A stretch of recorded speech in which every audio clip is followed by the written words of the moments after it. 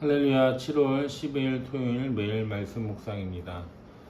오늘 하루도 하나님의 은혜 가운데 충만히 거할 수 있는 저와 여러분 되시길 바랍니다. 날씨가 너무 많이 더운데 더위에도 유념하시고 하루하루 하나님의 은혜로 살아갈 수 있기를 소망합니다. 오늘은 시편 83편 1절에서 18절까지 말씀을 함께 읽겠습니다. 하나님 묵묵히 계시지 마십시오. 하나님 침묵을 지키지 마십시오. 조용히 계시지 마십시오. 오 하나님, 주님의 원수들이 소리 높여 떠들고 주님을 미워하는 자들이 머리를 치켜들기 때문입니다.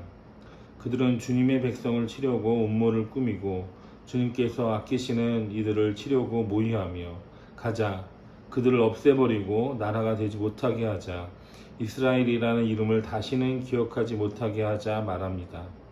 그들은 한 마음으로 모의하고 주님과 맞서려고 동맹을 맺었습니다. 에돔과 이스마엘 사람들, 모압과 하갈 사람들, 그발, 암몬, 아말렉, 블레셋, 두로에 사는 사람들이 그러하고 아시리아에까지도 그들과 힘을 합하여 롯의 자손을 도왔습니다. 셀라. 주님 미디안에게 하신 것 같이 기손강에서 시스라와 야빈에게 하신 것 같이 그들에게도 그렇게 해 주십시오.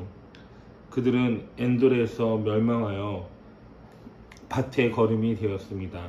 주님, 그들의 장수들을 오렙과 스엡에게 앱과 같게 하시고 모든 왕들을 세바와 쌀문나와 같게 해 주십시오. 그들은 하나님의 목장을 우리의 소유로 만들자 하고 말하던 자들입니다. 나의 하나님, 그들을 바람에 굴러가는 엉겅퀴와 쭉정이가 되게 해 주십시오.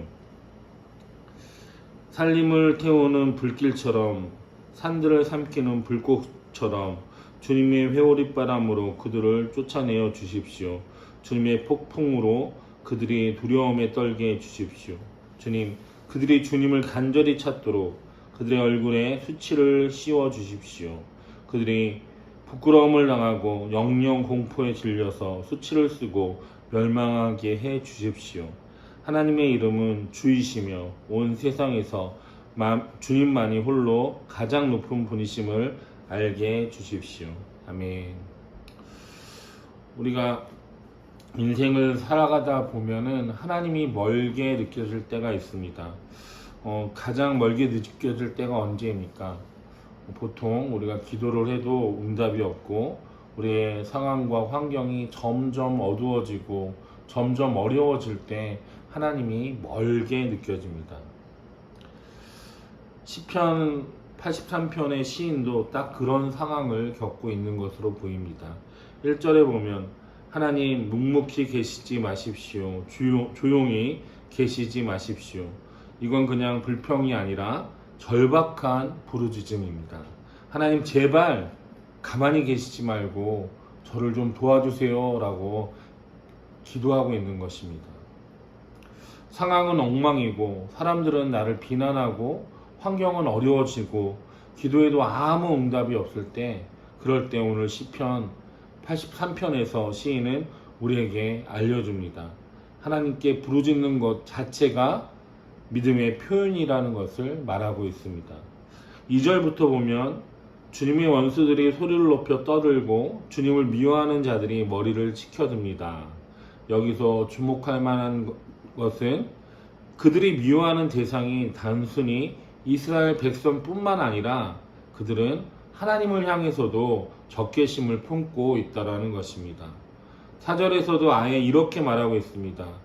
그들을 없애버리고 이스라엘이라는 이름을 다시는 기억하지 못하게 하자. 이건 단순히 민족 말살이 아니라 하나님의 존재 자체를 부정하고 있는 것입니다. 하나님의 이름을 땅에서 지우고자 하는 행동입니다.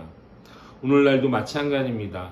하나님의 백성들을 조롱하고 교회를 무시하고 성경의 가치를 흔드는 일들을 계속하는 사람들이 있습니다.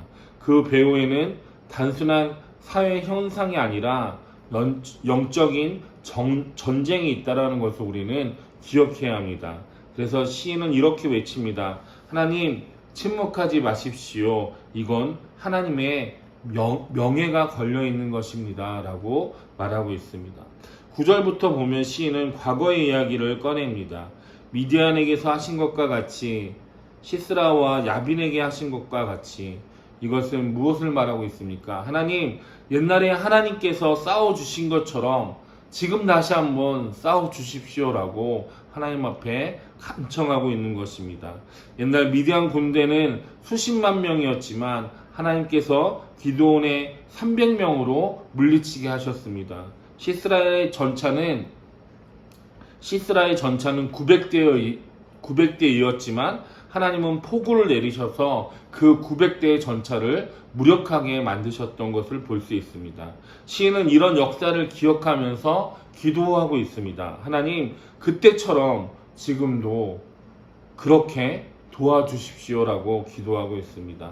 하나님께서는 과거에만 역사하시는 분이 아니라 지금도 일하고 계십니다. 우리가 그것을 믿고 과거의 하나님을 현재의 삶에 적용하는 믿음을 가질 때 우리는 기도할 수 있는 것입니다. 하나님, 그때처럼 오늘도 지금도 함께 하나님이 싸워 주십시오라고 기도해야 되는 것입니다. 13절부터는 시인의 기도는 점점 더 강렬해지고 있는 것을 볼 수 있습니다. 그들을 쭉쟁이처럼 날려버려 주세요. 불처럼 태워주세요. 폭풍처럼 두렵게 해주세요. 라고 하나님 앞에 간구하는 것을 볼 수 있습니다. 왜 이렇게 기도할까요? 단지 원수들을 없애기 위해서가 아닙니다.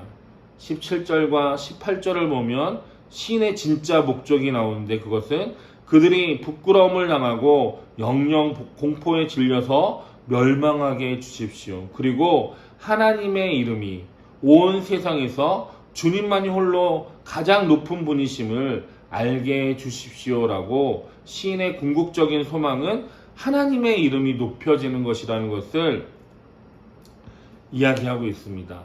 자신의 문제를 해결하는 것이 아니라 하나님의 영광이 회복되는 것을 시인은 원하고 있는 것입니다. 우리도 기도할 때 이런 관점을 가져야 합니다.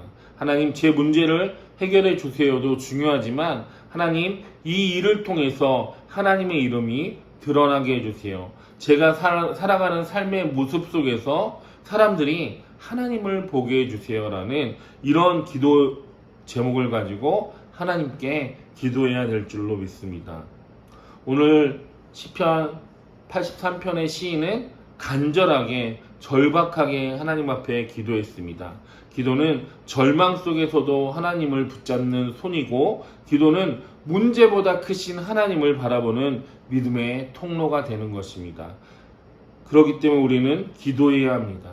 문제 해결을 위해서도 기도해야 되고 원수를 물리치기 위해서도 기도해야 되고 무엇보다도 하나님의 영광이 드러나게 하기 위해서 우리가 기도해야 될 줄로 믿습니다. 하나님, 이 모든 상황 속에서 하나님의 이름이 높여지길 원합니다. 이렇게 기도할 수 있는 저와 여러분 되시길 주님의 이름으로 축원합니다. 기도하겠습니다. 주님, 감사합니다. 우리 어떠한 인생의 삶 가운데 힘들고 어려운 일이 있다 할지라도 하나님 바라보게 하여 주시고 오늘 시편 83편의 시인이 고백한 것처럼 이 세상에 어떤 것보다 하나님의 이름이 높여지고 하나님의 영광이 나타나기를 원한다라고, 그렇기 때문에 원수들을 짓밟아 달라고 기도했던 그 기도가 우리의 기도가 되길 원합니다. 우리의 형편과 처지보다 더 높으신 하나님의 영광을 바라며 기도할 수 있게 하여 주시고 그 하나님을 의지할 수 있는 이런 모든 성도들 되게 하여 주시옵소서. 모든 것 감사드리며 예수님의 이름으로 기도드립니다. 아멘.